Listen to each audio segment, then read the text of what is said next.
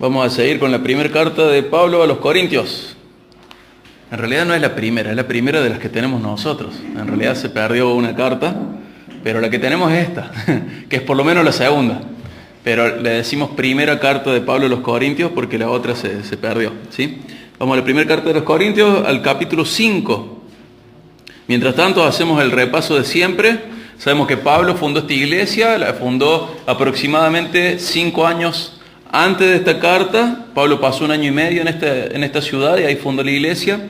Sabemos que era una ciudad muy inmoral, recordemos, muy inmoral, mucha prostitución, mucha inmoralidad. Al mismo tiempo avanzaba económicamente, era una ciudad en donde había muchísimo avance económico, progreso, pero no solo crecía a nivel económico, sino también a nivel inmoral. La iglesia en particular tenía muchos dones. Tenía buenos maestros, uno era Pablo, otro Apolos, por ejemplo, otros seguían las enseñanzas de Pedro y otros, recordemos, decían que solamente seguían a Jesús. Pero no lo hacían en buena intención, sino que lo hacían con ganas de mostrarse más maduros que el resto. También había confusiones, divisiones y también había mucha inmadurez en esta iglesia. En el capítulo 1 vimos que la iglesia es de Dios y cuando Dios salva también pide santidad, ¿sí? Si Él salva también santifica. Si no hay santidad en la persona, si no hay santidad en esa vida, probablemente es porque no es salva. Cuando Dios salva, también santifica. En el capítulo 2 vimos al Evangelio como solución a todo lo que pasa dentro de una iglesia, a todos los conflictos. Y también vimos el contraste entre el cristiano y el no cristiano. En el 3 vimos el contraste adentro del cristianismo, entre cristianos maduros y cristianos inmaduros, ¿sí? En los que llevan una vida guiada por Dios, por el Espíritu Santo, por su palabra, y los que llevan una vida guiada por uno mismo, cristianos carnales, inmaduros. Y en el capítulo 4 vimos que los cristianos maduros deseaban servir en la tierra, no reinar en la tierra, porque se sabían esclavos de Cristo, entonces ellos querían ser siervos de los demás, ¿sí? Muy diferente al cristiano inmaduro que quiere ser servido y que busca agradarle a la gente, ¿sí? El cristiano maduro sabe que es esclavo de Dios, sabe que es siervo de los demás, pero sabe que el máximo éxito que puede tener, ¿cuál es? Su fidelidad a Dios. No es la cantidad de personas que discipule, no es la cantidad de dones que tenga, no es la cantidad de nada que pueda tener. Lo que la Biblia nos enseña como éxito es ser fiel a Dios, ¿sí? Entonces Pablo muestra de que él no estaba interesado en agradarle a los demás. Si les agradaba, gloria a Dios. Si no les agradaba, también. Lo importante era agradarle a Dios. Y no importaba lo que esto trajera como consecuencia. Pablo quería agradar a Dios. Y en el capítulo 5, quizás el capítulo más conflictivo o molesto de 1 de Corintios, quizás, vamos a leer algo muy particular. ¿Recuerdan un ejemplo de una persona muy inmoral que había en esta iglesia? Era una persona, ¿se acuerdan? Que se acostaba con la esposa de su papá, ¿sí? Con su madrastra, por lo menos su madrastra. Entonces, en el capítulo 5 se va a tratar este tema, ¿sí? En el 4 había dicho no juzguen nada antes de tiempo. Y yo les había dicho que antes de tiempo es cuando no se ve, cuando no puedo saber lo que realmente pasa. Pero cuando realmente puedo saber lo que pasa, el Señor nos llama a juzgar responsablemente. No es verdad eso, no tenemos que juzgar a nadie. No, el cristiano tiene la responsabilidad de juzgar. Y vamos a ver en este capítulo que no tiene que juzgar en cualquier lado, ni a cualquier persona. Tiene que juzgar en una sola jurisdicción, ¿sí? Vamos a leer el 5. Lo vamos a leer de corrido ahora y luego lo vamos a ir desarmando. 5.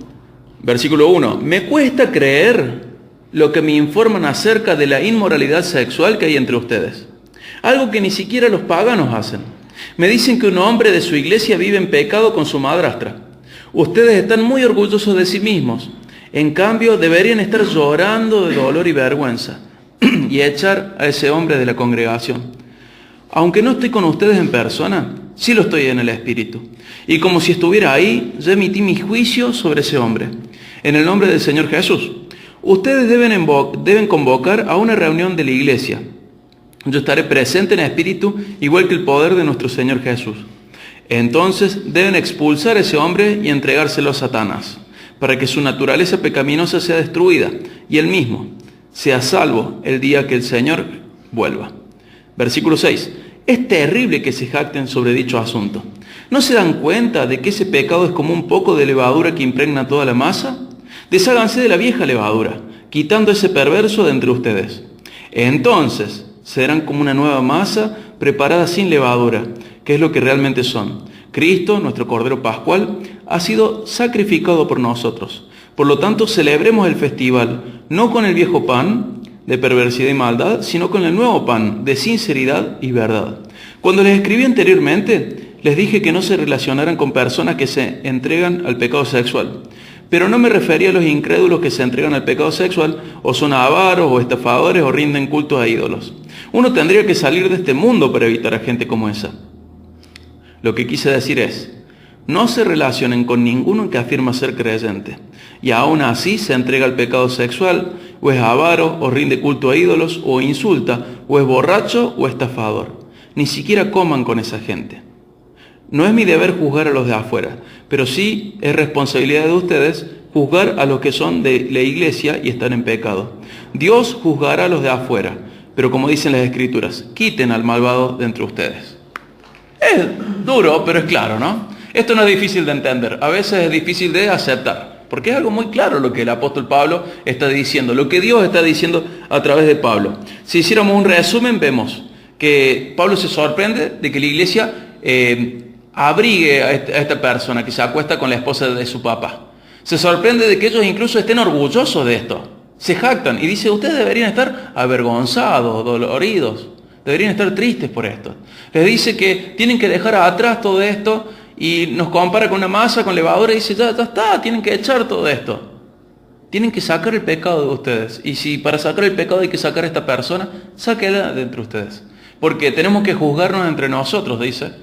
Y el cristiano tiene que juzgar a los que son de la iglesia. A los de afuera los juzga Dios. Pero la iglesia, el mismo cristiano, la misma iglesia, juzga a la misma iglesia, ¿sí?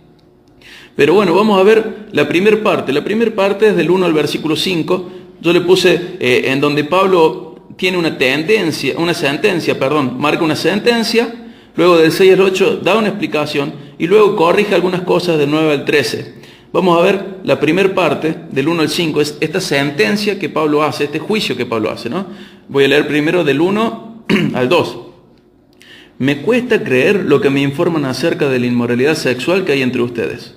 Algo que ni siquiera los paganos hacen. Me dicen que un hombre de su iglesia vive en pecado con su madrastra.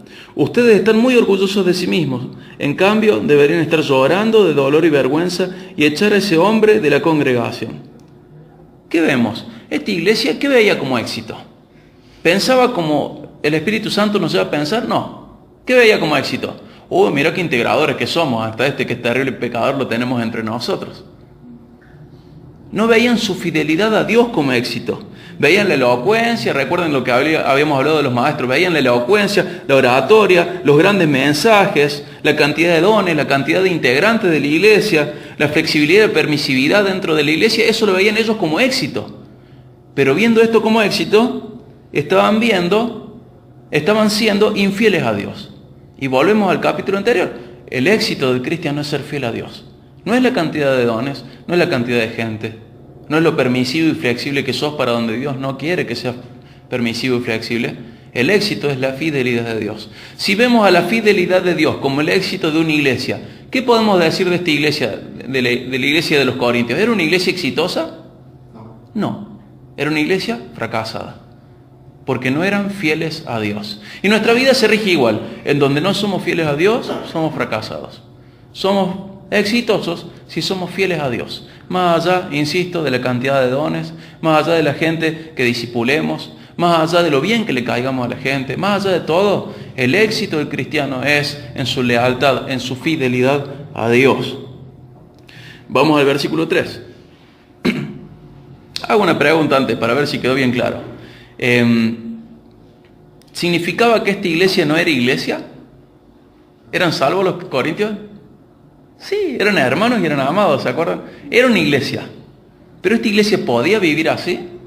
No, se espera de esta iglesia que pase de este fracaso espiritual que están teniendo al éxito espiritual que es la fidelidad a Dios. No estamos hablando de pérdida de salvación ni de no salvos en este caso. Estamos hablando de gente, incluso esta persona que se acostaba con la esposa de su papá, esta persona era cristiana, era salva.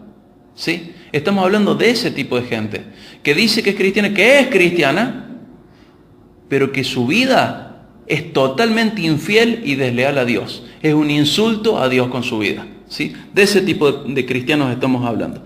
Vamos al versículo 3 y vamos a leer hasta el 5. Aunque no estoy con ustedes en persona, sí lo estoy en espíritu. Y como si estuviera ahí, ya emití mi juicio sobre ese hombre. En el nombre del Señor Jesús. Ustedes deben convocar a una reunión en la iglesia, de la iglesia. Yo estaré presente en espíritu, igual que el poder de nuestro Señor Jesús. Entonces, deben expulsar a ese hombre y entregárselo a Satanás, para que su naturaleza pecaminosa sea destruida y él mismo sea salvo el día que el Señor vuelva. Vemos que el pecado en la iglesia lo vamos a dividir en varias partes de esto. Pero el pecado en la iglesia es algo íntimo, privado. Este tipo de pecado, ¿en qué se transformó? En algo público, algo comunitario. Quiero que sepas que tu pecado ensucia toda la iglesia. No es algo tuyo nomás. Es algo que ensucia toda la iglesia. Es algo que complica la vida de iglesia. Esto es algo público, esto es algo comunitario, no es vida privada, ¿sí? Por más que esta esposa se esté acostando con la mamá, con la esposa, este hombre se esté acostando con la esposa de su papá, y a lo mejor nadie lo vio, no deja de ser algo público y comunitario. Es un pecado grave, es un pecado escandaloso, es un pecado visible y comprobable, es un pecado que la gente ya lo comentaba. Ya la gente hablaba de esto. Es un pecado gravísimo. ¿Sí? Y esto tenemos que saber. El pecado no es privado. El pecado no es íntimo. El pecado no es individual. El pecado es comunitario y se hace público. Y esta persona va a tener que elegir entre dos cosas. Por un lado tiene que elegir si va a ser parte de la iglesia o si quiere seguir pecando. Hay una instancia en la cual uno llega y tiene que decirle a la persona, en el caso de que no sea uno mismo, ¿no? De que sea otra persona, le tiene que decir, mira, así no podés seguir formando parte de la iglesia. No podés. Entonces tenés que elegir, o seguir viviendo en pecado, o formar parte de la iglesia. Y ahí se va a ver lo que realmente quiere esa persona.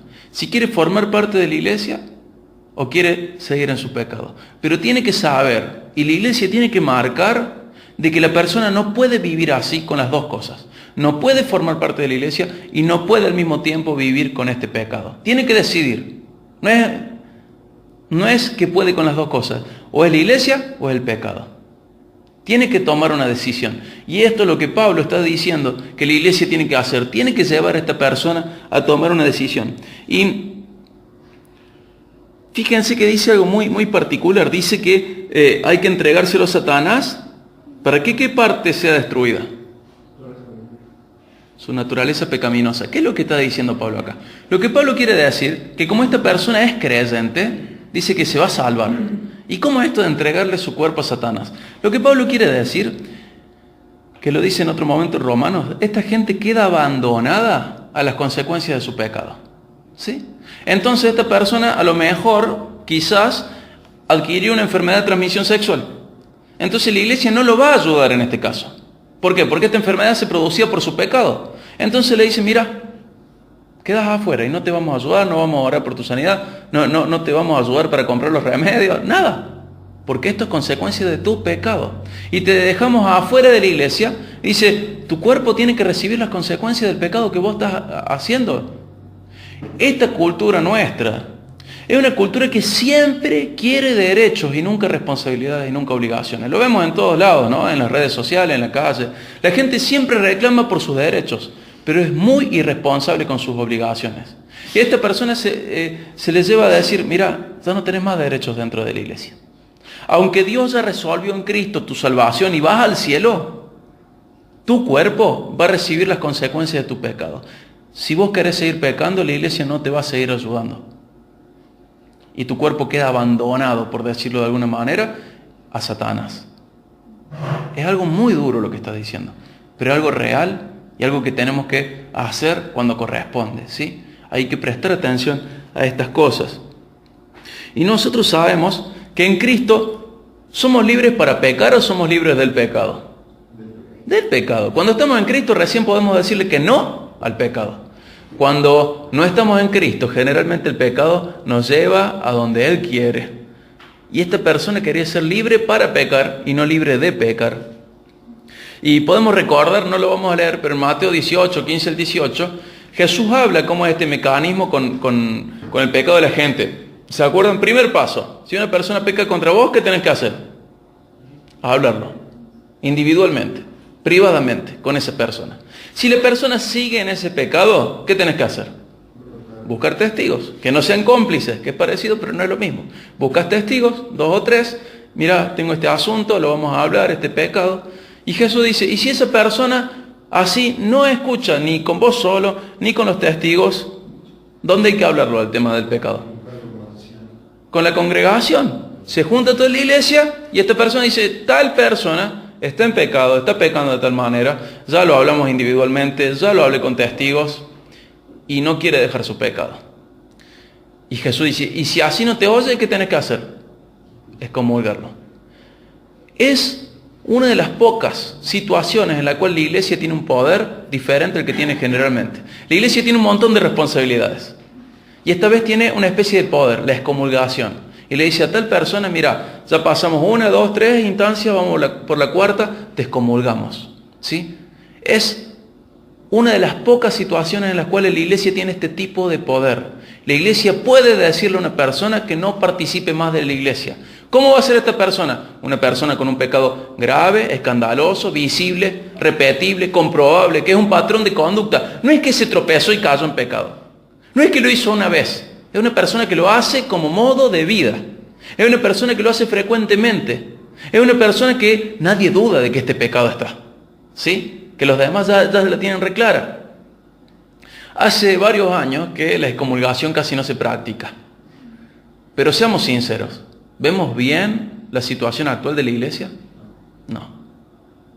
Y creo, una vez más, que lo mejor es prestar atención a las ideas de Dios y no querer tener, entre comillas, mejores ideas nosotros que las de Él. Yo creo que la iglesia, cuando funciona como Dios dice que tiene que funcionar, funciona mejor que cuando funciona como nosotros decimos que tiene que funcionar. En determinadas situaciones se le pide a la persona, mira, por favor retírate, o te retiramos la membresía, o no sos más miembro. ¿Por qué? Ya vamos a ver por qué. Pero recordemos, ¿cuál es el primer objetivo de la disciplina, de este llamado de atención? El primer objetivo es rehabilitar al pecador. Es que el pecador deje su pecado. Lo amamos, queremos que esté bien, queremos que esté sano. No queremos decir, dale, ándate, así Satanás te hace sonar. No queremos eso. Lo que queremos es que el pecador se arrepienta para que viva como Dios desea que viva. Para que sea pleno en Cristo. Porque el pecado, si algo que te roba siempre es la plenitud, por ejemplo. No te da la satisfacción o el gozo o la plenitud que Dios te da cuando andas bien. El pecado te roba la plenitud. Satanás a través del pecado te roba la plenitud. Vos a través del pecado te sacas de encima la plenitud y te haces insatisfecho. Amamos a la persona. Deseamos que esta persona sea plena, sea satisfecha en Cristo. Deseamos que esta persona sea leal a Dios, también porque Dios lo merece. ¿Sí? Deseamos eso. El primer objetivo de esta disciplina es que la persona se arrepienta y viva como Dios merece y como a Él le conviene. Y el segundo objetivo, cuando no podemos lograr el primero, es proteger la iglesia. Queremos proteger a la iglesia. ¿Qué decía de la levadura? Y acá todos los panaderos saben. ¿Qué hace un poquito de levadura? Leuda toda la masa. Y otro proverbio popular, no bíblico, dice, una manzana pudre todo el cajón. Y un pecado así pudre toda la congregación. Entonces tenemos que ver que no podemos amar más a la levadura que a la masa. Cuando la masa corre riesgo, yo tengo que sacar la levadura. Si la masa no corre riesgo, bueno, puedo seguir trabajando con la levadura, ver si levantándole la temperatura mato la levadura, manejar cómo puedo hacer. Con el pecado pasa lo mismo. A ver cómo puedo hacer para que este pecado no sea tan destructivo. Pero cuando esté en riesgo el resto de la masa, yo tengo que proteger más la masa que la levadura. Tengo que proteger más a la congregación que al pecador. Y llega el momento a veces en el cual uno tiene que tomar esta decisión que es fea. Y estar en esta situación que no nos agrada, para nada. Es una situación fea, incómoda, difícil, horrible. ¿A quién le gusta hacer esto? A nadie. Pero es la responsabilidad de los líderes de la iglesia y junto a ellos, de toda la iglesia, hacer esto. Y cuidar a la congregación. Porque un poquito de levadura leuda toda la masa. Porque un tipo de pecado como este hace que el resto de la congregación empiece a pecar de diferentes maneras, ¿sí? Y según la tradición cristiana y también según la tradición judía, podemos ver, es tradición, podemos ver 2 grados de disciplina. En uno de los grados de disciplina se le pide a la persona que no participe de la Santa Cena ni de ministerios, ¿sí? Una persona que está en un pecado visible, comprobable, escandaloso, todo el mundo sabe. Se le dice, mira, no puedes participar de la Santa Cena. ¿Por qué? Porque la Santa Cena muestra, indica, si vos participas del pan y del vino, indica que vos estás bien con el resto del cuerpo de Cristo e indica también que estás bien con Dios, ¿sí? Pero si tenés un pecado así, no participes de la Santa Cena. Luego Pablo va a explicar que el que participa de la Santa Cena, de la Cena del Señor, de manera indigna, ¿qué trae? Condenación a sí mismo y también al resto de la iglesia. Entonces el primer grado de disciplina es pedirle a la persona que no participe de la Santa Cena ni de los ministerios, que no sirva. Ese sería el primer grado. ¿Y hasta cuándo es esto? Hasta que se compruebe su arrepentimiento, ¿sí? Y a veces uno se da cuenta rápido de que la persona se arrepiente, y a veces no. No hay en la Biblia un patrón que diga, tenés que esperar tanto tiempo para que esta persona vuelva. Pero si por ejemplo la persona vive robando y deja de robar, ya está, dejó de robar. Si la persona vive fornicando y deja de fornicar, ya está, dejó de fornicar. Pero, ¿cuánto habrá que aguantar? Y a veces se aguanta, algunas iglesias aguantan 1 año. A veces algunas iglesias aguantan 1 mes. A veces algunas iglesias permiten que este miembro venga adelante, pida perdón en público a toda la congregación, exponga su pecado, diga qué le pasó, expresa su arrepentimiento y luego comienza a servir. A veces las 2 cosas, quizás dependiendo del tipo de pecado que haya. Todos pecamos. Pero acá está hablando de otra cosa, un patrón de conducta de un pecado marcado, que es escandaloso, que es público, que es visible, que es comprobable, ¿sí? Y en este primer grado de disciplina, bueno, no participar de la cena del Señor, ni de ministerios, está dentro de la tradición de los judíos, en las sinagogas y también de los cristianos, hasta que esté su arrepentimiento. ¿Y saben a qué le podemos decir a esta persona que no entre más a la iglesia? No. Lo que podemos hacer, en este caso, es mostrarle que esa persona necesita al Evangelio, arrepentirse, mirar a Cristo una y otra vez. Pero no va a participar de las cosas, de las actividades que son solo para creyentes. Va a participar de las actividades que son para creyentes y no creyentes. Por ejemplo, la reunión general. En casos puntuales no se puede, pero en muchos casos, en la mayoría de los casos sí. Segundo grado de disciplina es la excomulgación. Es tratar a esa persona como una persona declarada enemiga de Cristo. Y esta persona que estaba en la iglesia de los Corintios estaba en ese grado. Ya le deben haber hablado. Ya Pablo se entera de oídas, ya se hablaba en todos lados de esto. Y los corintios estaban contentos de esto. Y Pablo dice, ustedes deberían estar avergonzados de esto. Entonces a esta persona se la lleva a la excomulgación. ¿Por qué? Porque decide amar más a su pecado que a Cristo, que su pertenencia a la iglesia. Decide seguir acostándose con la esposa de su papá en lugar de arrepentirse y apartarse de su pecado, ¿sí? Entonces llega a esta situación. En ningún caso se puede tratar a esta persona como si no hubiera pasado nada. Y algo muy importante, la disciplina no se lleva a cabo para satisfacción de aquella persona que disciplina. ¿Me explico? Por ejemplo, si a Alan le tocara disciplinar a Nahuel, no es para satisfacción de Alan, es para la restauración de Nahuel o para protección de la iglesia. Si una persona disfruta de disciplinar, tiene un problema. Porque es re triste disciplinar. Es algo horrible. Es feísimo. Nunca un líder debería hacerlo como satisfacción propia. Si lo hace es con muchísimo dolor y con muchísimo amor, pero con el corazón dividido entre amar a esta persona y amar a la iglesia, y tienen que cuidar a la iglesia. Porque esta persona decide odiar a Dios con sus hechos, ¿sí? Y voy a mencionar 2 versículos, no los vamos a leer, pero ¿cuáles son las consecuencias de estos falsos convertidos o consecuencias de estas personas que viven en pecado? Por ejemplo, en 2 Pedro 2:2 dice que por culpa de esta gente se habla mal del camino de la verdad. ¿Cuál es el camino de la verdad? El cristianismo. ¿Ustedes escucharon hablar mal del cristianismo por una persona buena? ¿Pero por una persona buena? No. ¿Por quién es? Por una mala. ¿Y por qué no les comulgamos? Porque nosotros queremos ser más buenos, más bondadosos que Dios. ¿Y qué produce esto? ¿Produce que esta persona se arrepienta? ¿Produce que esta persona se restaure? No. Lo único que produce esto es que la gente hable mal del cristianismo. En Romanos 2:24 también les decía a los judíos, Pablo les decía que por culpa de ellos y de su conducta, el nombre de Dios es blasfemado en los gentiles.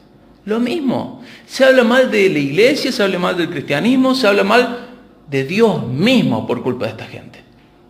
Por culpa de personas que deciden seguir viviendo como el mundo dice que hay que vivir. Se habla mal del cristianismo y se habla mal de Dios. Entonces, como iglesia, lo que tenemos que hacer es decir, no, esta persona no pertenece a la iglesia. ¿Cuántos líos y cuántos tropiezos se hubieran evitado si hubiéramos hecho lo que Pablo dice? ¿Cuántas heridas, cuántos abusos se evitarían en las iglesias si hiciéramos lo que Dios dice a través de Pablo? Se habla mal de Dios, se habla mal del cristianismo porque nosotros queremos ser más bondadosos y más flexibles que Dios. Es una locura, ¿no? Bueno, pero tenemos que estar atentos. Vamos al versículo 6 y vamos a continuar hasta el 8 de 1 Corintios 5. Dice, es terrible que se jacten sobre dicho asunto. ¿No se dan cuenta de que ese pecado es como un poco de levadura que impregna toda la masa? Desháganse de la vieja levadura, quitando ese perverso de entre ustedes. Entonces serán como una nueva masa preparada sin levadura, que es lo que realmente son. Cristo, nuestro Cordero Pascual, ha sido sacrificado por nosotros. Por lo tanto, celebremos el festival, no con el viejo pan de perversidad y maldad, sino con el nuevo pan de sinceridad y verdad. Y vemos esta ilustración. Es como un poco de levadura. ¿Y cuánta levadura hace falta para que se leude toda la masa si tengo tiempo? Poquito. Porque un poquito de levadura, ¿está bien? Leuda toda la masa, toda. Cuestión de tiempo. Insisto, si tengo que proteger la masa, y para proteger la masa lo único que me queda es sacar la levadura, la tengo que sacar. Si puedo transformar la levadura y matar la levadura para que no moleste, lo tengo que hacer. Si puedo lograr que el pecado salga sin sacar al pecador, buenísimo.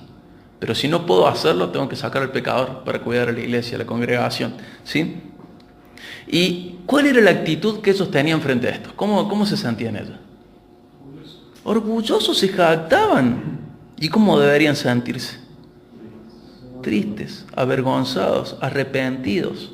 En Isaías 5:20, Isaías dice, ¡ay! O qué aflicción para los que dicen que lo malo es bueno y lo bueno es malo, que la oscuridad es luz y la luz es oscuridad, que lo amargo es dulce y lo dulce es amargo. ¿Qué está diciendo? Pobre de aquel que llama a lo bueno malo y a lo malo bueno. Y ni hablar que la sociedad hace esto todo el tiempo. Llama a lo bueno malo, le dice malo lo que es bueno y le dice bueno lo que es malo. Hoy tenemos el tema del aborto. Es un ejemplo re grande de esto. Gente que quiere abortar y llama bueno a algo que es malo. ¿Y qué llama como malo? A la familia, al matrimonio heterosexual.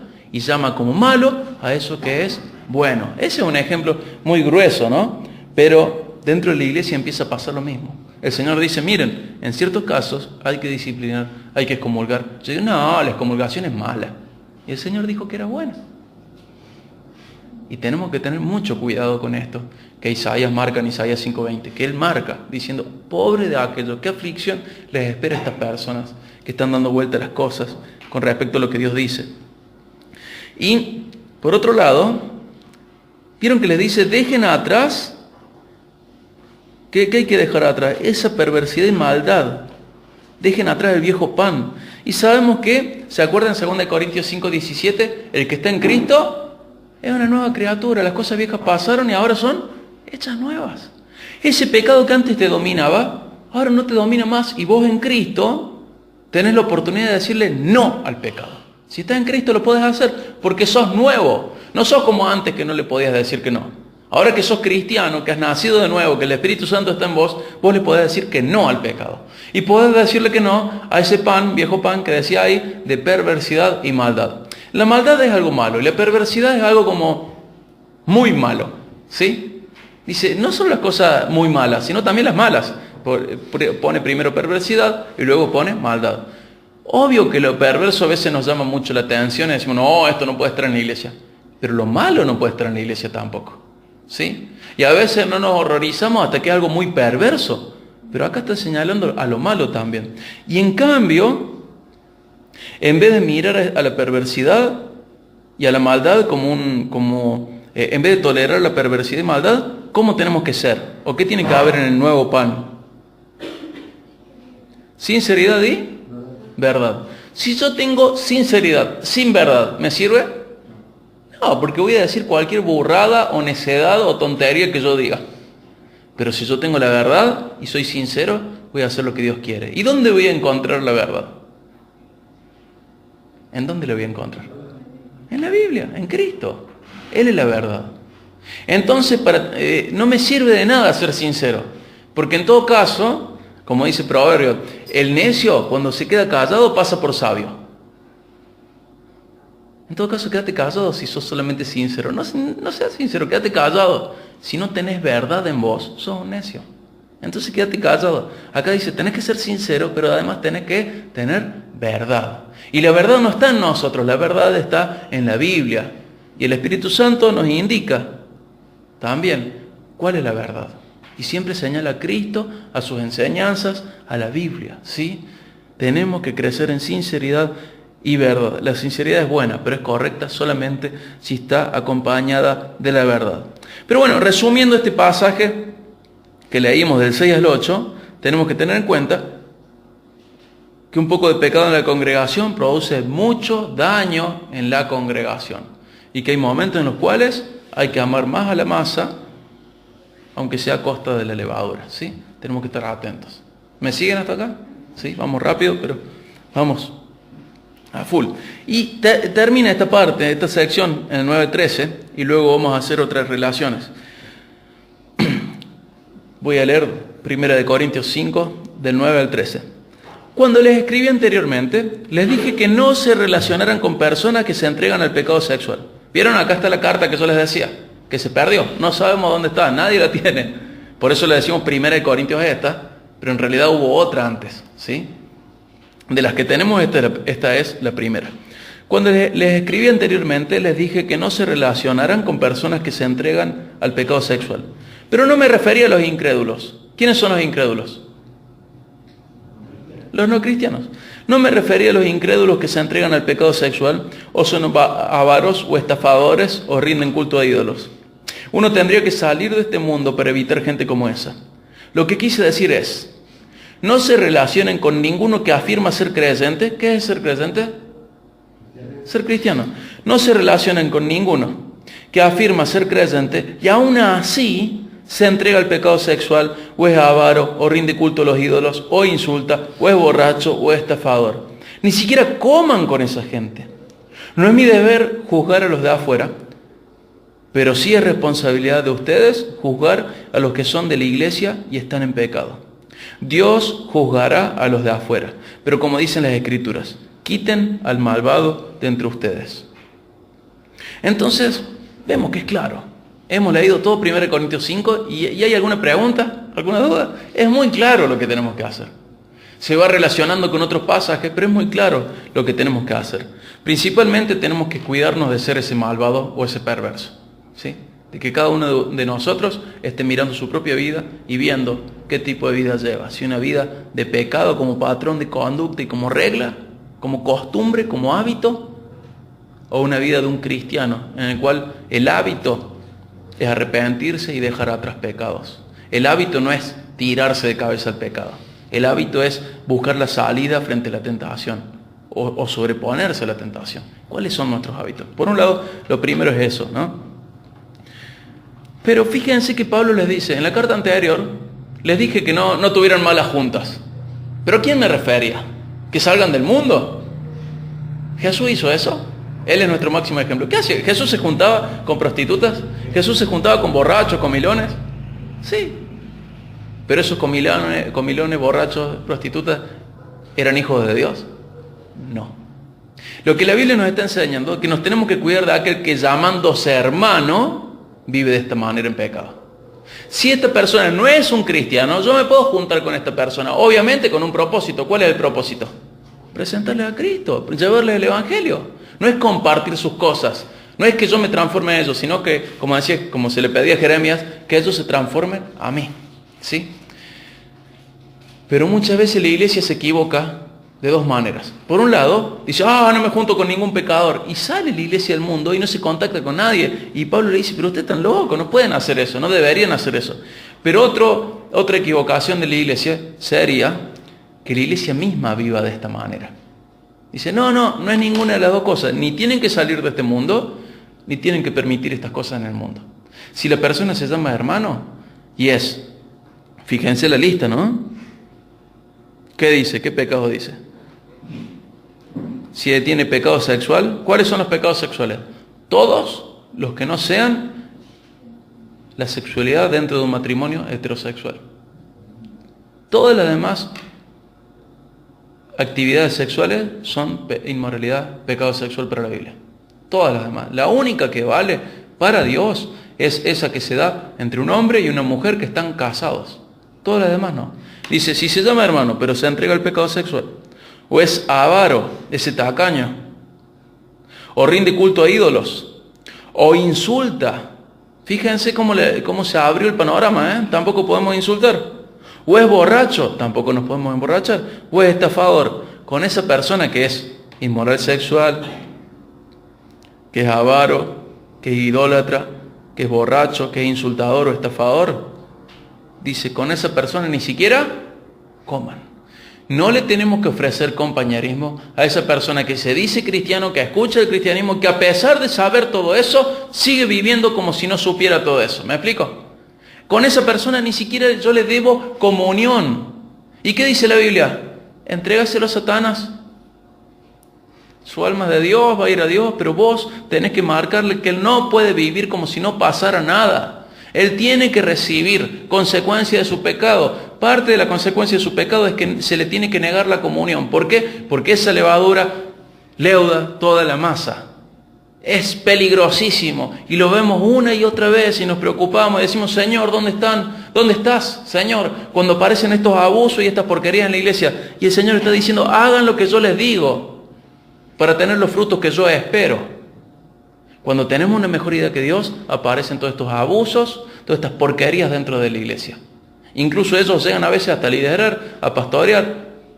Es una locura. ¿Y dónde empezó? Esto empezó cuando nosotros quisimos tener mejores ideas que las de Dios.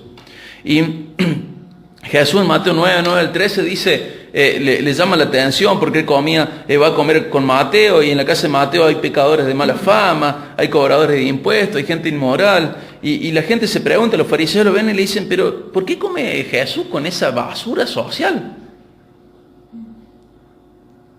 Y Jesús les responde, la gente sana no necesita médico, los enfermos sí. Y luego añade, ahora vayan y aprendan el significado de la siguiente escritura. Quiero que tengan compasión, no que ofrezcan sacrificios. Pues no he venido a llamar a los que se creen justos, sino a los que saben que son pecadores. Vemos que Jesús se dedica a este tipo de gente mala, pero porque no es creyente. Pero una vez que es creyente, la Biblia habla de esto, de la excomulgación. ¿Sí? ¿Me explico? ¿Me siguen? Es muy duro esto, pero no es tan duro como necesario. Una vez que la persona es creyente, no es que Jesús va a decir, le va a sobar el lomo, le va a dar palmadita en la espalda, dale, vas bien, yo te amo. No, es decir, me estás insultando, estás profanando mi nombre, por culpa tuya se habla mal del camino de la verdad. Jesús te va a decir, por culpa tuya se habla mal de mi Padre, y va a exigir cuentas. Y mientras tanto le pide a la iglesia que a esas personas las tratemos como Él dice, hay que excomulgarlas, hay que decirles basta. Primer grado de disciplina, no participa de ministerios, no participa de la Santa Cena. Así hacían los judíos con la Pascua, y así hace la tradición cristiana con la Santa Cena. Segundo grado de disciplina, la excomulgación, excomunión.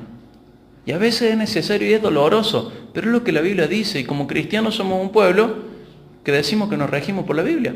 Y bueno, la Biblia dice eso, y es claro, no es difícil de entender, es difícil de aceptar. Pero sabemos que, insisto, a los de afuera los puedo ir a buscar, porque no son creyentes. A ese que llamamos como que vino y le predicamos y lo tratamos como creyente, pero que sigue insultando a Dios voluntariamente, ya está, No puedes hacer nada más, ya lo hiciste, ya le predicaste el Evangelio, ya le presentaste tu amor de todas las maneras posibles, ya estuviste con él, le diste bendiciones de diferentes maneras y la persona sigue viviendo de esa manera. Ya está, el Señor te dice, no tires más perlas a los cerdos. Ya está, déjalo ese, dedícate a otros que sí están perdidos, dedícate a sanar a los que están enfermos. Y eso sí toléralos, porque ellos no tienen a Cristo. Pero este que tiene a Cristo y sigue viviendo así, déjalo a un lado. Ni siquiera sabes si es tu hermano. Déjalo a un lado. Tenemos que saber que no debemos aislarnos del mundo, pero debemos entender nuestra función en él. Nuestra función en él, ¿cuál es? Evangelizar. Tenemos que proclamar las virtudes de aquel que nos llamó de nuestras tinieblas a su luz admirable. Y cada reino, ¿qué tiene un reino? Tiene su rey. Y cada rey tiene sus leyes. Les voy a leer rápido, 1 de Juan 5, 18 al 19, dice: sabemos que los hijos de Dios no se caracterizan por practicar el pecado. ¿No se caracterizan por qué? Practicar el pecado. Es como un deporte. Yo practico un deporte, pero ustedes saben que en realidad al fútbol no lo practico. A veces me paro en la cancha a molestar y a correr, pero no soy un practicante de fútbol. Juani fue practicante de fútbol. Dice, el Hijo de Dios no practica el pecado, no es un hábito en su vida el pecado, ¿sí? Dice después, porque el Hijo de Dios los mantiene protegidos y el maligno no puede tocarlos. ¿Se dan cuenta? Jesús mismo te cuida y el diablo no te lleva más a pecar. ¿Cuánta gente está confundida echándole la culpa al diablo por sus pecados? De tus pecados, el único responsable sos vos. Cuando vos renunciás a esa protección que Jesús te da siempre la salida frente a la tentación. Y vos renunciás a la salida, no la querés tomar y elegís el pecado, elegís pecar. Eso fue tu idea, no fue del diablo. El diablo no puede tocarte porque Cristo te protege. Y el versículo siguiente, estoy leyendo 1 de Juan 5, 18, ahora voy a leer el 19, dice: sabemos que somos hijos de Dios y que el mundo que nos rodea está controlado por el maligno. ¿Quién controla el mundo? El maligno. Pero si el maligno no nos puede tocar y Cristo nos protege, ¿quién nos controla a nosotros? El Espíritu Santo, Dios mismo nos controla a nosotros. El Hijo de Dios es gobernado por su rey según las leyes de su reino. El hijo del diablo es gobernado por su rey según las leyes de su reino. Uno va a vivir practicando pecado y el otro va a vivir practicando santidad. Porque cuando Dios salva, también santifica. Y antes de pasar a la parte final de lo que les quiero decir, viendo 1 Corintios 5, del 1 al 5 vimos la sentencia de Pablo. Él hace un juicio de la situación y de la persona en pecado. Del 6 al 8 vimos la explicación de la gravedad del asunto. ¿Era grave este asunto? ¿Por qué era grave?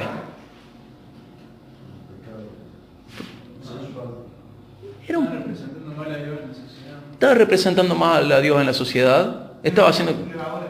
Era como la levadura, traía destrucción al cuerpo. No es que la iglesia siempre es tan madura para tolerar ese tipo de pecado adentro. ¿Qué va a pasar? Todos nos vamos a acostumbrar a pecar sexualmente. No somos tan maduros, no somos tan firmes. El que piensa estar firme, mire que no caiga, dice la Biblia. No, es muy peligroso, es muy grave. Y del 9 al 13, él corrige. ¿Dónde tiene jurisdicción el cristiano? En la iglesia. En la iglesia puede juzgar y decir, esto está bien y esto está mal. Esto merece excomulgación, esto merece disciplina, esto merece una cosa, esto merece otra cosa, esto merece un llamado de atención. En la iglesia. Pero afuera, insisto, el ladrón está tan perdido y tan condenado al infierno como el homicida, como el violador. El mundo está perdido, lo va a juzgar Dios. Y cuando Jesús dice, yo no vine al mundo para condenar al mundo, sino para salvarlo, es porque el mundo ya está condenado. No le hacía falta una condenación al mundo, lo que le hacía falta era salvación. Y Jesús nos manda lo mismo. Al mundo tenemos que ir llevándole salvación. Nuestra jurisdicción para juzgar es acá adentro, en la iglesia. ¿Dónde tenemos esta responsabilidad y este deber? En la iglesia. El de afuera está perdido, aunque sea una excelente persona. Si no obedece y crea el evangelio, está perdido. El de adentro, tenemos que juzgarlo y tenemos que ayudarlo a crecer. Tenemos que buscar su rehabilitación, tenemos que buscar su restauración. Y tenemos que buscar su decisión. ¿Qué amas más? ¿Pertenecer a la iglesia o tu pecado? ¿Querés servir a Dios en la iglesia? ¿Querés ser miembro? ¿Querés participar de la Santa Cena? ¿O querés seguir en pecado? Y tenemos que saber que en muchas situaciones, para salir del pecado va a haber que tomar decisiones drásticas, tajantes, difíciles. Pero te aseguro que cuando es en función de la santidad, Dios respalda esas decisiones. A veces te va a tocar incluso hasta mudarte para tomar estas decisiones. A veces te va a tocar controlar el tiempo con tu novio o tu novia. A veces te va a tocar un montón de cosas, pero Dios respalda el camino de la santidad. El camino del pecado no está respaldado por Dios. Y aunque tengamos que tomar estas decisiones que nos llenen de miedo y de temor, Dios te va a respaldar. Y aún en ese miedo y en ese temor vas a sentir el respaldo de Dios cuando vos tomas una decisión que va conforme a lo que Él te pide. Pero lo que Dios exige de aquel que salvó es que crezca en santidad. Y te va a ayudar y me va a ayudar para crecer en santidad. Y bueno, Dios con nosotros. ¿Qué hizo con nosotros? Tenemos que saber que ningún perdón fue más costoso ni más restaurador que el de Dios. Nosotros queremos perdonar al pecador. En realidad queremos que Dios lo perdone porque Él se tiene que arrepentir. Nosotros lo vamos a perdonar siempre. Pero ningún perdón fue más costoso ni más restaurador que el de Dios. Y en contraparte, acá en 1 Corintios 5 decía que con ese pecador ni siquiera coman. Vamos a hablar un poquito de lo que nos invita Dios a hacer. Por un lado, recordemos un versículo que últimamente me viene mucho al corazón, Romanos 5:8. ¿Sabemos que Dios nos ama? ¿En qué? En que Cristo murió por nosotros, aún siendo pecadores nosotros. Aún siendo pecadores, Cristo murió por nosotros porque Dios nos ama. Dios nos ama y ofreció a Jesús en nuestro lugar. En Hebreos 2, 11 y 12 y Juan 1:12 dice que Él nos hizo sus hijos, nos hizo hermanos de Jesús, nos hizo parte de su familia. Nadie tenía más derecho a excomulgar eternamente a nadie como Dios con nosotros. Nunca. Nunca. Sin embargo, Dios hizo todo lo posible para nuestra restauración. Ojo, ¿toda la humanidad va a ser beneficiaria de esa restauración? No. Lo mismo pasa en la iglesia. No toda la congregación va a ser beneficiaria de esa restauración. El que se arrepiente y cree, sí. El que no se arrepiente va a ser excomulgado. Pasa lo mismo. Pero vemos que Dios nos hizo sus hijos, nos hizo hermanos de Cristo, nos hizo parte de su familia. Y acompáñenme a Colosenses 1. Vamos a leer de la segunda parte del 11 hasta el 14. Colosenses 1, 11 al 14.